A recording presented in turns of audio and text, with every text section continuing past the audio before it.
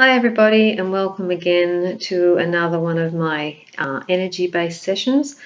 I thought today that we might start at the beginning if we can, because I think it will be a lot easier to progress from the basic understanding of where I'm coming from about energy, and bit by bit we build to the greater picture of everything that we are. I know there's lots of information that you've all probably got already about energy, or what your perceptions are about the spiritual walk and your being. So this is just another take, another idea that you can add to, dismiss, do what you want with. But what I do know is how important the understanding of energy is, and my belief is that when you really understand the concepts of energy and how it's working within your entire being and world, immediate and beyond, it gives you a greater comprehension and a greater understanding of everything in life that you see, witness and experience, but also it gives you a greater sense of detachment. Because as we work through, hopefully, this series of talks, you'll gain a greater concept and wisdom of your thought processes, your reactive processes, and ultimately how you can maintain a sense of inner balance. Because again, for my truth and my way of understanding, we are predominantly here all on earth now for the greater picture, and that greater picture is that we are moving to a fifth dimensional world. The Aquarian era is here. It commenced, as we know, the 21st of the 12th, 2012, but it really came into its own the year after that, and it's continued to build. It's only in the last year or so that I would say we're actually really witnessing now and can truly feel monumental energetic shifts, not only around us but within us. We're seeing them on a global stage. We're witnessing some amazing things on the global level at the moment, be it through the earth, through lots of cataclysmic areas, earthquakes, natural disasters, climate change, which of course, we perceive, but we're seeing it through politics. We're seeing it on a whole range of levels, global, financial stuff, you name it. Things are happening, and we're seeing major changes in relationships. We're seeing changes in ourselves. We're seeing changes in businesses. We're changing in so many ways. We're seeing levels of sickness through the roof, cancer rates and depression rates, anxiety rates, you name it, allergies, insensitivities. They are just skyrocketing. And many are searching for the answers. Why? Well, energy will give you a basic understanding of why. And again, for me, it's just such an empowering tool to own and understand, because when you get it, this is when you take charge of your life. This is when you take charge of your being, and this is when your world, inner and outer, can truly shift. And it can be quite monumental. And take it from me, it's doable. As I said, I think earlier, I'm no one special, but I know in truth I have been one of the most negative people walking this planet. I have been being ensconced in fear. Most of my life I have created from fear until I started waking up.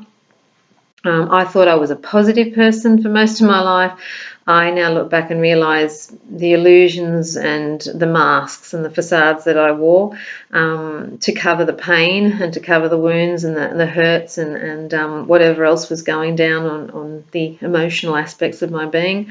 And I could contain them and hide them very nicely.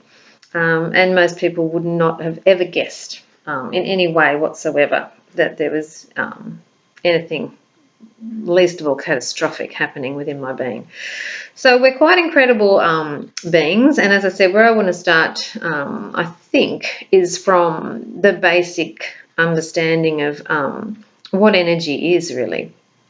And I teach this to kids, and adults alike, but to get a concept, because, you know, we think spirit's great, and a lot of people think spirit's all, you know, doing affirmations and reading the right books and we can osmotically change. It's not about that. You know, really walking your path here, if you want to change, is understanding, gaining concepts and information and turning it into wisdom for yourself that you can action and that you can truly understand. And it doesn't matter what anybody else thinks at the end of the day. It doesn't matter what anybody else says, including me.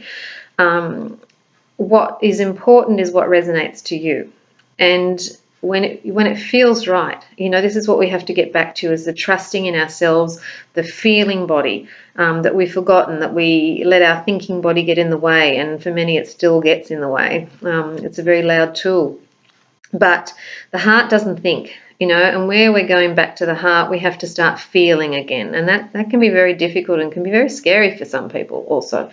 So I think, again, having that knowing about energy and what energy means kind of gives us that little breath where it's not so overwhelming, and we can actually discern and detach a little bit, step out from the reactions to start looking at things very commonsensically, because energy is common sense. It's real, it's tangible, it's in existence, it's science-based, it's you can go for the facts if you want a fact. It's happening, okay? So this is where we're going to start from today. So first and foremost, you are energy. That's it. You are energy beyond anything else. You are energy first before your physical.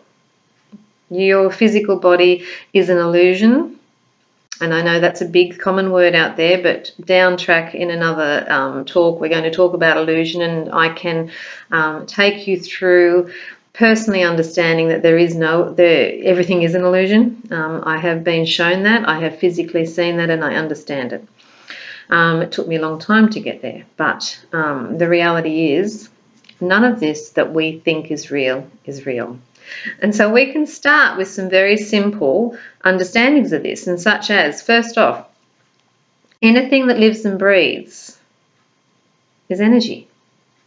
You can go to the plants, you can go to the trees, you can go to anything outside in the existence, birds, animal life, everything including you. If you are living and breathing, and this is the first protocol we'll start with, is energy. So already you're energy. Okay, there's no doubt about it. You are it. Science knows it. It's written in textbooks. It's out there. This is not any ooga booga stuff. It's real. So let's get back to basics. Why science hasn't taught us all this stuff, or why we have chosen to just omit these important factors, has it had its purpose? Okay, so again, we were ready to wake up when we're ready to wake up. But the reality is, first off, we're energy, okay? Now, in saying that, energy is waveforms, it's vibrations, it's geometry, it's sound, it's light, and most energy is unseen, okay? You cannot see energy. There are forms that you can. You know, we can see when it's a really hot day and we can see the heat waves rising off the tar. Okay, that's energy. It's a form of kinetic energy. We can see the sun's rays, energy.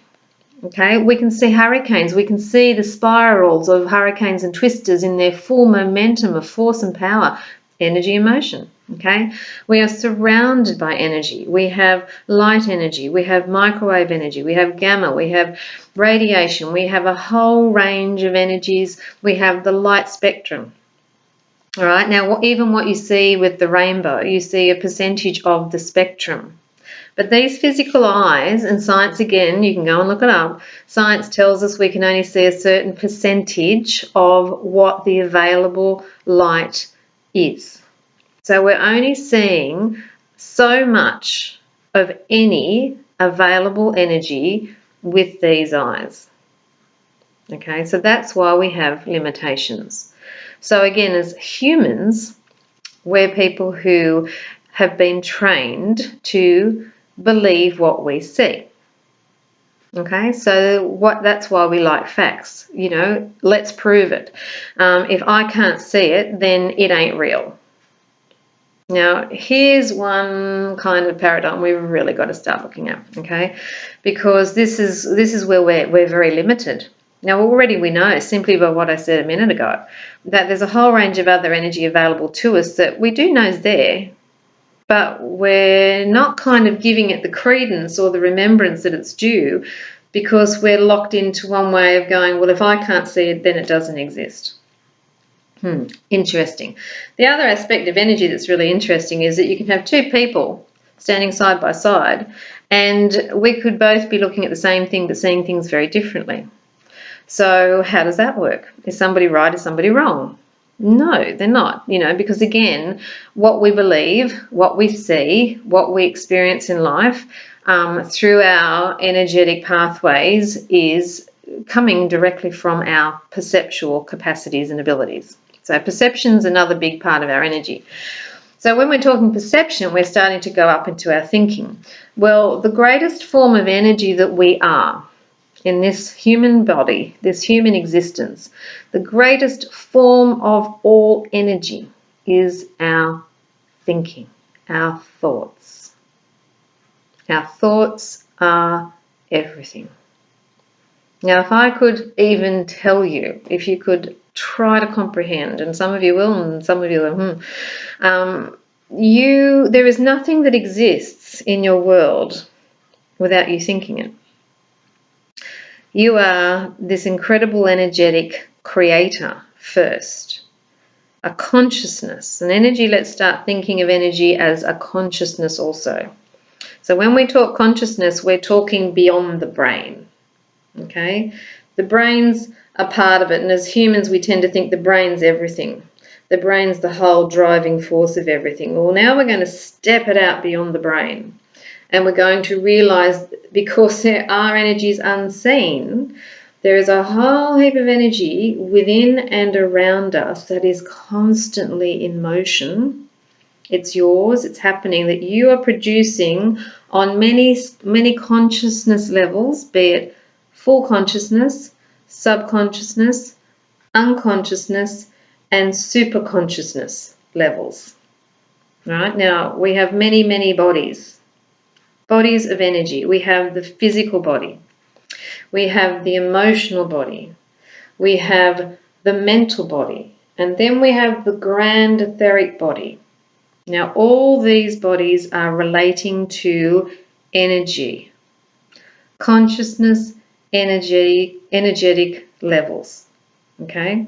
So this is where we have to start thinking a little bit differently to understand who we really are. We are way more than what we've perceived ourselves to be. Now, we can start shattering even some illusions a little bit more by getting out of this idea that we're even human, okay? Because we're locked into what human is as well. Now, the first thing is most people believe, being human, we're solid. We're not. We're so not solid, it's not funny. But again, we're not given this information, okay? Now, I did nursing for over 21 years, and I knew all this information. But even as a nurse then, because the terminology, the paradigms of thoughts, the clinical consciousness and the stuff that you just had to learn didn't expand you into these aspects. And I know even psychologists now that are doing lots of, and probably psychiatrists that are doing all work on the brain and consciousness, but they're still not implementing these possibilities into this third dimensional thought process. Okay, now where we've been stuck is third dimension. We have been in the concepts and the confines of third dimensional being and thought programs. Okay, the spirit is beyond third dimension. Energy in its highest capacity is well beyond third dimension. So when we're talking third dimension, this is the irony of being human. We all think we're pretty good down here, and we're looking out to the space to see if there's other beings as smart as us in life, or as intelligent as us in life, that might be doing something similar to us if there's another planet of existence. Well, can I shatter that illusion straight away? Third dimension is one of the lowest vibratory chains that you can be on. So we're actually right down the end of the ladder. And there are far more amazing consciousness beings of light, sound, and entities that are well beyond this plane, okay? So this whole 3D is one that is very dense, And I love that word dense, because not only are we dense in our structure and our beliefs of this structure, but we're also dense. Okay? So, as I said, even at the human level, to shatter the first illusion of energy and density is that when you look at the human body, we are composed of trillions and trillions of cells. Trillions of cells. And in every cell, if you ever go to your textbooks again or wherever, inside the cell, basically you have the electron, the center point within the cell, okay? But around that is space. There's hardly anything that would be perceived as solid inside every cell. So predominantly your cell is space. So if you add up all these cells, trillions of cells all over that make up your being, the majority of you is space. So if the majority of us is space, then how can we be solid? We're not. So bing, tick that one off. Let that go. Okay, so in knowing that, why, as energetic beings, have we become dense? What's happened? Did we decide to, are we playing a game? Are we playing a movie? What's this world all about? What's the earth all about? As energy structures, then if we're just, mainly space, well, what are we doing here? How can we possibly change? How's this going to affect my life? This is all very nice, but what's it all about? Okay, so simply knowing that we're energy, in our truest and our highest sense of self, we are multi-dimensional beings of light and sound. Okay? It's true. We are having a perception right now of ourself in this moment of time called now, in this longer sense of self-purpose called our earth walk now. But we are also amazing, energetic beings that are coexisting on many dimensional planes right now. You are just choosing on a higher level to witness this moment as you see it now, this earth walk. But you are also energetically in other time zones, in other dimensional zones. Okay? The reason we're perceiving this particular one is because this one we have chosen at a highest level, at our soul level and beyond, because this one serves us the best. This one is going to afford us the greatest teachings, the biggest understandings, and it's going to help us balance past lifetimes. It's going to help us counter previous lifetimes so that we can continue to accelerate our energy into higher frequencies and vibratory tones and patterns. Because ultimately, we are all now moving towards, as I said, we're in the Aquarian Age, and what the Aquarian Age represents is it's the era of unity consciousness, it's the era of harmony, of co-creatorship, of oneness, and of love. So you can see, as being human beings right now, that we're not in that state of grace just yet. And we've still got a fair way to go, because we're certainly seeing a world around us and possibly within us and directly, immediately in front of us that is not all those things that I've just described. But that's where we're heading toward, and we've all agreed to the path.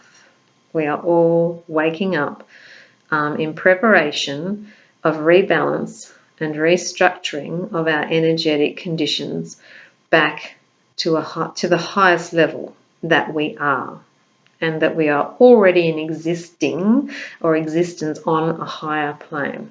Okay, I know that might all sound a bit confusing, but anyway, they're words that you need to hear. So, what does that mean? Why am I here? Well, as that incredible energetic being, first and foremost, you have decided at the highest level to play a game. You chose eons of time ago when you put your hand up to join the team who chose to come down and create this incredible dimensional zone that was purposefully created and constructed by many higher aspects and entities as a zone of duality, as a zone of density, and predominantly as a zone of free will. To experience, the soul chose to experience free will. Beyond this third dimensional earth, free will doesn't exist. It just doesn't happen. Okay, so the earth came into being, as I said, millions of years ago, with the intention of those souls who came to play upon the earth mother, Gaia, who also, and remember now we have to start thinking in these terms, she too is an incredible energetic entity that chose to hold the purpose of the codes of light and the vibrations and the frequencies of this zone for us to be able to come in and out and cross in and out and come down and play our game and go home and come back and go home and come back. She has held it and maintained it for billions of years for us to play upon her and within her. Now, being the entity and the soul that she is too, she said, I'm going to change. I'm going to change the game. I'm going to change my energy patterns and structures now, and I'm going to evolve my consciousness energetic state into the highest way of being that I choose to now, and that's going to be fifth dimensional.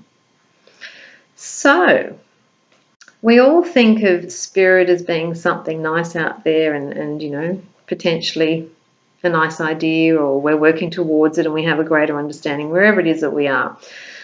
But the bigger picture is of energy and spirit, and energy is spirit. And this is where I'd like to now just bring this in and change our thinking as well. Spirit is the most energetic, mathematical, geometrical, and precise consciousness of light and sound that there ever is, and that you could ever possibly imagine. It is so astounding, and all of us in our highest consciousness as we come together are so amazing and astonishing that we have all created this game, this unique experience within all of the galaxies. We've chosen this, and there's no other game like it. That's it. So over the times, from the highest level, we, you know, many of us put our hands up, as I said, to try and come down here, but it's almost like, I like to see it like we're the Maverick Souls, basically, who said, wow, you know, let me down there, we can do this, we can go into this space that we've created, a space of free will and duality, of light and dark, and where we've really, over the incarnations, taken it to the darkest of darkest spaces. And we really have, this is the densest plane now. You know, it's very, very heavy. It's been extremely heavy. And we chose to keep coming down. We chose to keep creating within it and collectively creating this space with the purpose that when we got down here into the darkness, so to speak, that we would find even greater light. We would find even greater truths, greater love in this incredible hardship that would evolve our souls beyond all perceived ability. And so that's ultimately, oh, that's my crystal crashing, that's ultimately being what this game is about, if that makes sense as well. So from an energetic perspective, again, we have made choices to play in energetic frequencies that will definitely impact our incredible originality, with the purpose of restructuring and reorchestrating and remembering matrices and geometric codes and lights and aspects of our being that we're evolving through and into greater formations of patterns. You know, on an energetic level, that's what we're doing. So from the energy perspective too, when we're talking light and dark, okay, where we've come from and where we go home to when we leave Earth is we're going into accelerated frequency patterns. These are higher dimensions. These are higher frequency aspects. So the frequencies and the waveforms of these energies are extremely fast. They're fast, they're rapid, okay? Where on Earth we have the duality or the denser aspect. So the denser you become, the more solid you appear. Okay, this is how we get this aspect of solidity, because truthfully, in a human form, our waveform and our frequency patterns are very, very slow. They're slow, they're long distance between the waves, they're sluggish, they're slow. They are certainly nowhere near as rapid as the higher aspects of ourself, which I've said are in other fields of dimensional awareness, and they are accelerating at rates invisible. Okay, now how I like to look at this too, I remember years ago I was seeing these perceptual conscious understandings of energy. And there were two examples, and the first one was a dragonfly who came toward me. And a lot of animals used to be my teachers. Totems used to come and teach me, and they still do. But this dragonfly just stayed right in front of me. And, you know, if you watch dragonflies, they continually fly, and their wings are very rapid in movement. But this particular dragonfly came and just sat right in front of me and slowed its wings down to stationary. Completely still, which astonished me anyway. And I watched it, and I talked to them, and I said to the dragonfly, "What have you come for? What are you trying to show me?" And it literally just sat in front of me and started flapping its wings, and it ranged in frequencies from very fast to slower to fast to slower. So I was seeing this variation in speed. But what I realized was that, you know, the faster it got, the quicker the vibration, the quicker the frequency, the more invisible the wings became. Now, this also was shown to me when I was sitting on a plane in an old little, I don't know what sort of plane they are, but the ones with the wings on them, and they've got the things, the propellers that spin. Anyway, and I was sitting right over the propeller this day as we were taking off from here in Coffs. And as I was looking out, I was just watching this propeller spin and realizing that, you know, the more momentum, the more energy that wing or that propeller took, the faster the energy, the faster the flow, the more energy that it got, the faster the propeller went and went and went and went. And eventually, as it gained its full momentum of speed, it was as if there was no propeller there. It was just invisible. You could see right through the time and space of where the propeller should be. So at the same point of time, here we are, we're looking at not only a propeller in solidity, but then there is no propeller by applying energy. The same thing goes for us, okay? That's a really base analogy, but simply that's exactly how we can look at ourselves. That we're all like the propeller. You know, we see something solid, we see something real, it has definition, it has a term, it has a confinement, it has a finite aspect to it. But apply energy in any way or form to us. Speed us up, get that extra energy flowing into our being, get it into our cells and starts really accelerating cells and light forms and waves and frequencies within us, and we too can become invisible. Something to think about. And that's precisely the process when we die. And bringing that up, I'd like to kind of finish this session with that, just for food for thought, to get you all thinking about things. But, you know, as humans, we go through the perceived physical death, yeah? I don't think anyone's seen anyone purely ascend in front of our eyes. It can happen, but it hasn't happened often here. But, so we go through physical death. However, now I go back to right to the beginning, remember this, and this is where we can let the fear of death go. Energy cannot be destroyed. Now, purest sense, your soul is pure energy. That's where you vibrate the fastest in your physical body, right in here in your heart, okay? Your soul is operating and spinning at 144 revolutions per second. Okay, so get that in your mind. Think about that, how fast that's going. 144 revolutions a second is how fast your soul's spinning. Now that's happening now. So when we die, we know somewhere deep within us, even atheists, I believe, that there's a part of us that continues. And if you are an atheist and you're into science and it's all facts and figures, well, here's a fact for you. Energy can't be destroyed. So if energy can't be destroyed, where does it all go? We are energy. There's no doubt about it. Science tells us that. So what happens to our energy?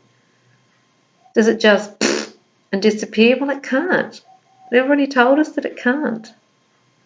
So what happens to it? It must continue on some dimensional field. In some other energetic vibration, it must appear. It has to. There's no other way around it. This is fact. So with that in mind, we don't all die, because the majority of all of who we are is in our energy field. There's very little in our physical structure. Remember, we're basically space. So most of us continue. All of us continue. Okay, there is no getting around that, and this is what I love about energy again. We've got to expand our thinking here. We have to start looking beyond what we've been ever taught, because most of it's been a lot of lies. But it served the purpose of the game. We have to remember that. It hasn't been all a conspiracy. It served the purpose of what we came to do. But the game's changing. So now we have to start waking up and start expanding our thinking beyond what we've ever thought and beyond what we've ever been taught and told. Okay, and that's up to each one of us how we do that. Now, the other thing to remember here about energy, because this will lead into the future talks, is that as a rule of principle of energy, okay, we know it can't be destroyed. However, it can be transformed and or transmuted. And all energy can go through that process. And that's the alchemical process of changing a vibration into a higher vibration. And that's what we're being asked to do now. That's what the Aquarian Age is all about. We are undergoing now the process of transformation and transmutation into a higher way of understanding and being and all things consciousness. And that's exciting. So I will leave you now with that for food for thought.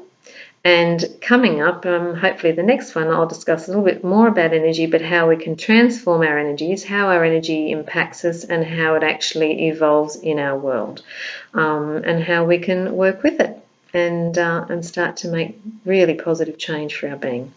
Okay, so I'll leave you with all that. I hope it made somewhat sense, and I look forward to talking to you soon. Okay, bye.